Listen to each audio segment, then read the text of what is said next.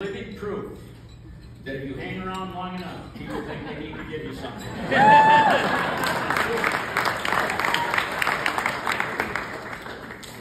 By the way, this doesn't count towards my time, and certainly not nearly as much as Nick used a few years ago. There's a press release that got out this morning that I need you to know about. Okay, Taylor Swift is probably coming into the Twin Cities. Here's the new part of that. New Ulm is Oktoberfest Friday and Saturday, and Taylor's coming to New Ulm. I sing with the Concord Singers in New Ulm, where we sing festive German music. She wants to pick up a little different style of music, and so we're going to try to build her in. Now, I sing in the bass section. I'm trying to figure out how I can have her stand next to me. Haven't figured that out yet. And she's staying at your house, Jim. Well, we're working on that. Got two German gals staying at our place, too. Well, I'll tell you what, it's been a wild ride. It's been a wild ride the last 10 days. 10 days ago, daughter Abby got married to Jeremy. Last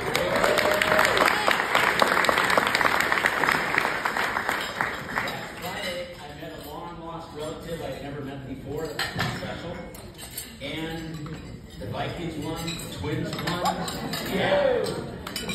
And ladies and gentlemen, today, my wife and I are married 42 years.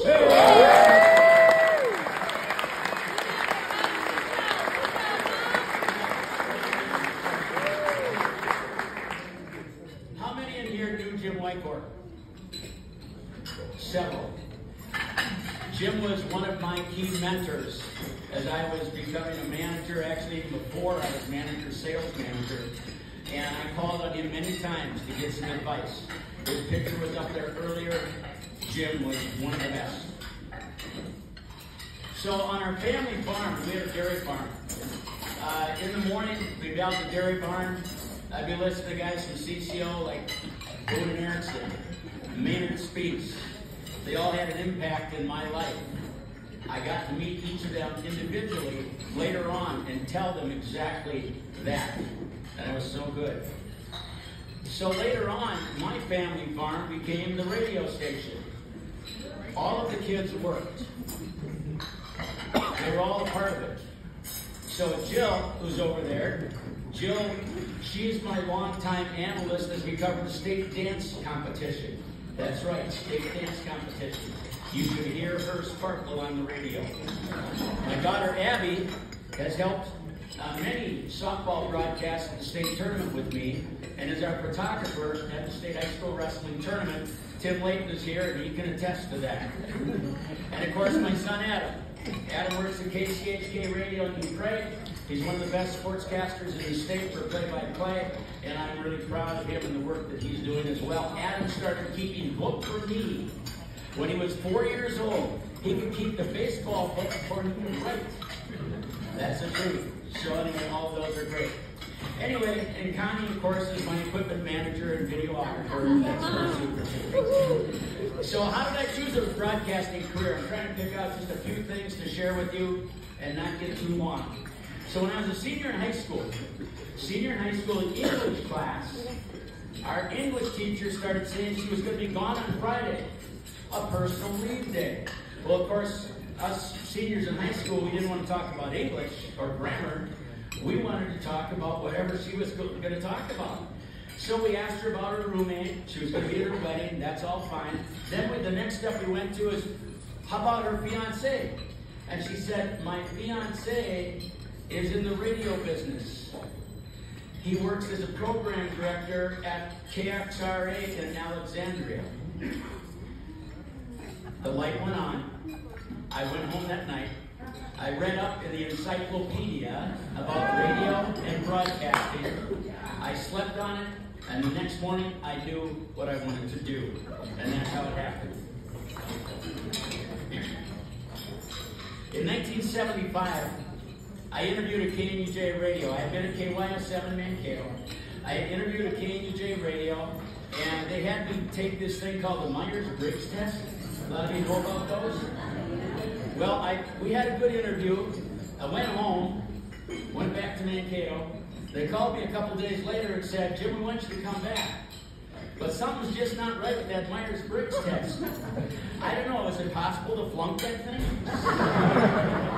Anyway, we took it again. I ended up going to New Ulm, and I thought it'd be a good stop for 2 or 3 years, and I'm still in New Ulm. In 1986, Mickelson Media, who was the owner of KUJ, sold the station to Jim Inkstead and Jim Inkstead Broadcasting. Jim is here tonight. Really appreciate him being here. He asked me to be his GM. He actually told me I was going to be his GM. He didn't ask me. Well, I guess I took the job. And we had a really great run together, and I really enjoyed that. So in my 30 years as a general manager, what are some of the highlights that I had? Well, probably, they mentioned before, the fact that we were a 3-time finalist for Small Market of the Year in Marconi. That was pretty cool because there's 9,500 stations that are small market radio. And we got selected 3 times, and I really enjoyed that. The things that we do are people radio in our small market, like Hometown Heroes, Player of the Week, Farm Family of the Year, Senior Honor Students, on and on. It's a small market version of what CCO used to do and called real radio. That's what we did, I believe, was real radio. But 2 of the interviews that I got to do this year stood out to me a lot. And this was in January. I was up covering the Minnesota Farm Bureau Convention, Leadership, Education, Advocacy, and Promotion. I did all the normal things that we do, talking to board members and stuff about farming. But they had some people up there who were special speakers and putting on little seminars. One of them was a rodeo gal. The last name was Schneider, and she is a gal, 32, maybe 33 years old now, and she lost the use of her legs in a pickup rollover accident. She's out on the scene now talking. She was a rodeo gal. She did riding around barrels, okay? And she is now back on the circuit. She learned how to pull herself up onto her horse. They had it set up with like a pull-up bar. She gets on her horse.